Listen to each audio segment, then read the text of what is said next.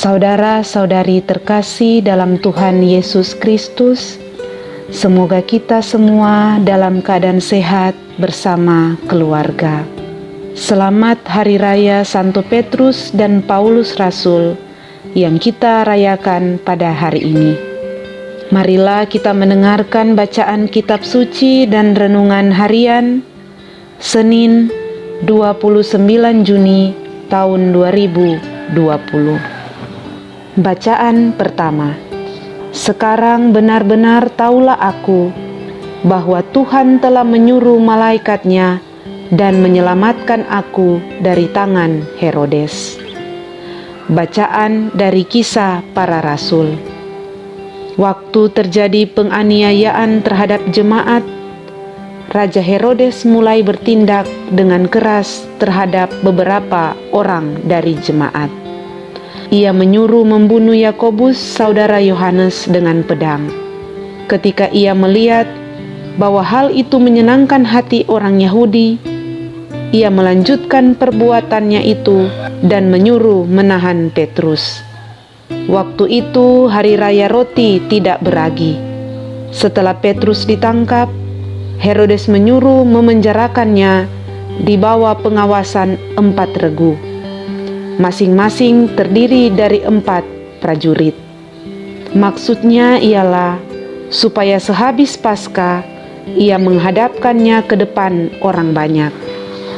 Demikianlah Petrus ditahan di dalam penjara, tetapi jemaat dengan tekun mendoakannya kepada Allah. Pada malam sebelum Herodes menghadapkannya kepada orang banyak, Petrus tidur di antara 2 orang prajurit, terbelenggu dengan 2 rantai. Selain itu, prajurit-prajurit pengawal sedang berkawal di muka pintu.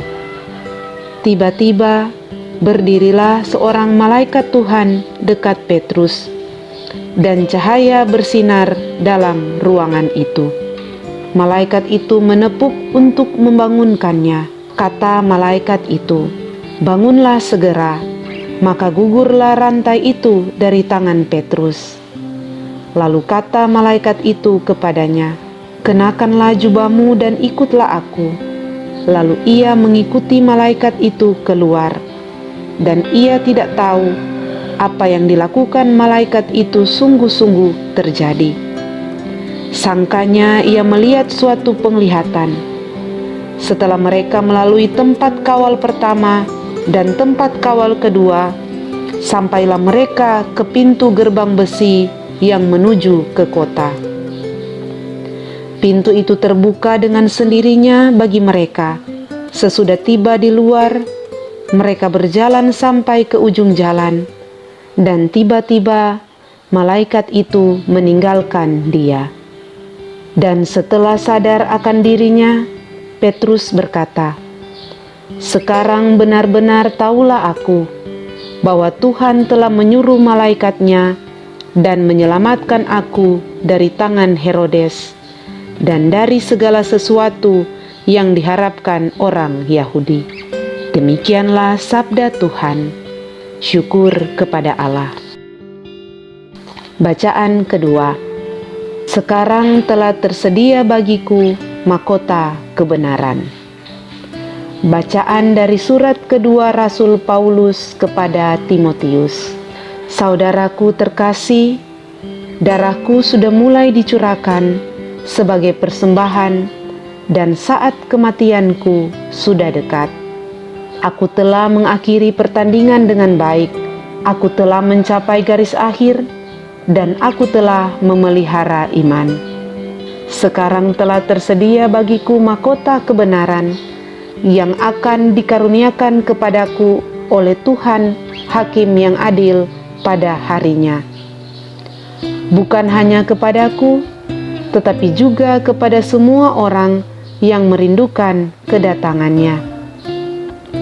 Tuhan telah mendampingi aku dan menguatkan aku, supaya dengan perantaraanku Injil diberitakan dengan sepenuhnya dan semua orang bukan Yahudi mendengarkannya. Dengan demikian, aku lepas dari mulut singa. Tuhan akan melepaskan daku dari setiap usaha yang jahat.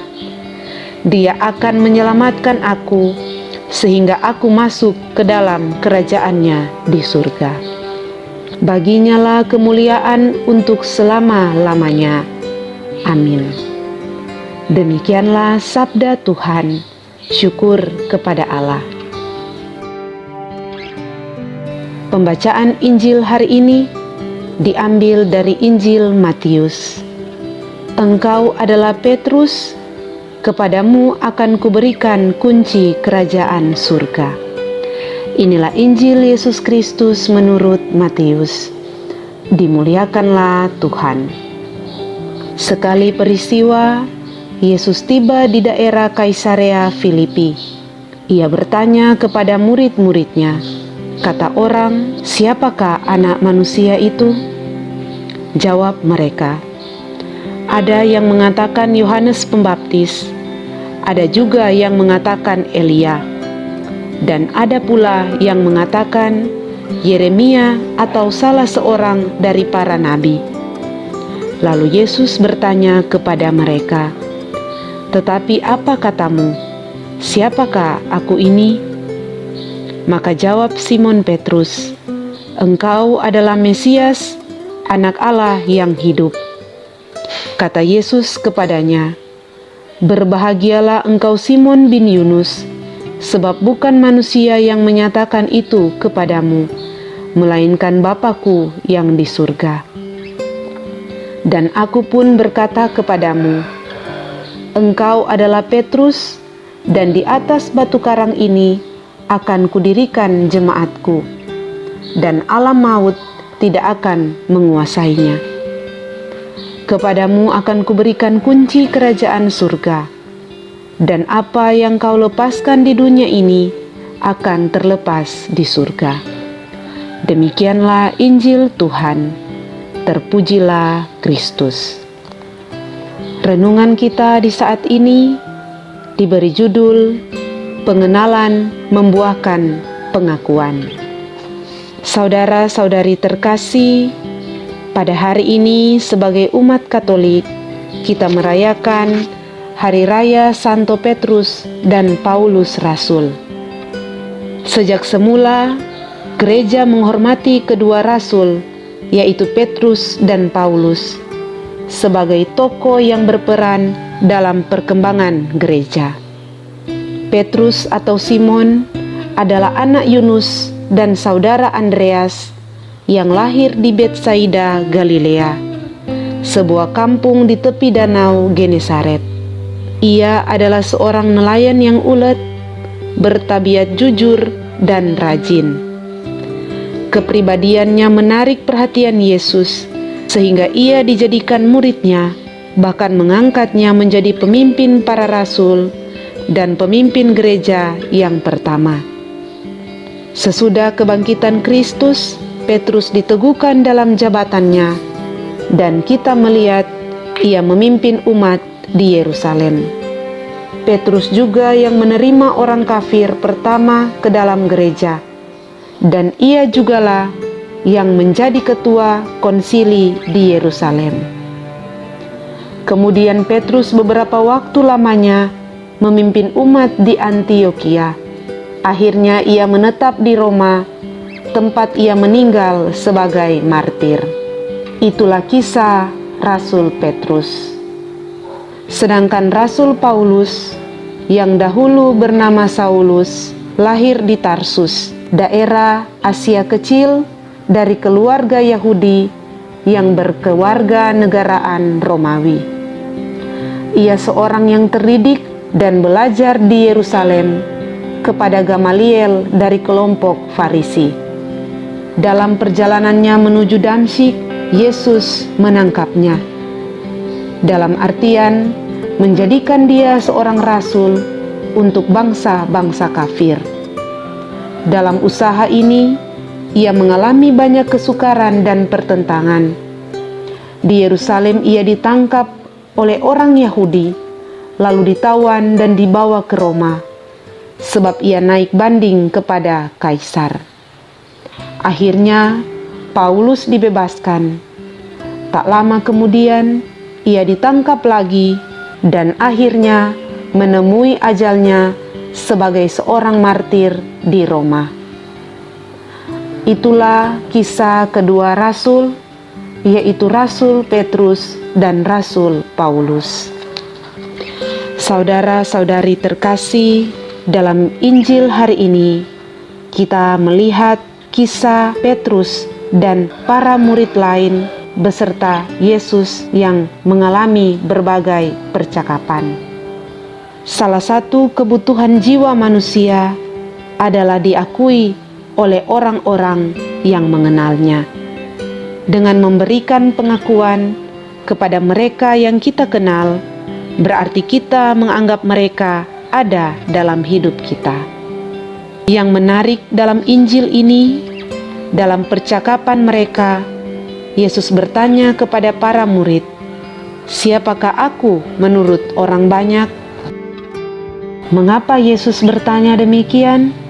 Yesus ingin mengetahui apakah orang-orang yang telah mendengar serta merasakan kebaikannya sungguh-sungguh telah mengenal Dia.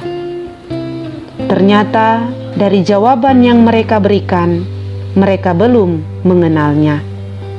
Masih banyak orang yang mengakui Yesus hanya sebatas nabi.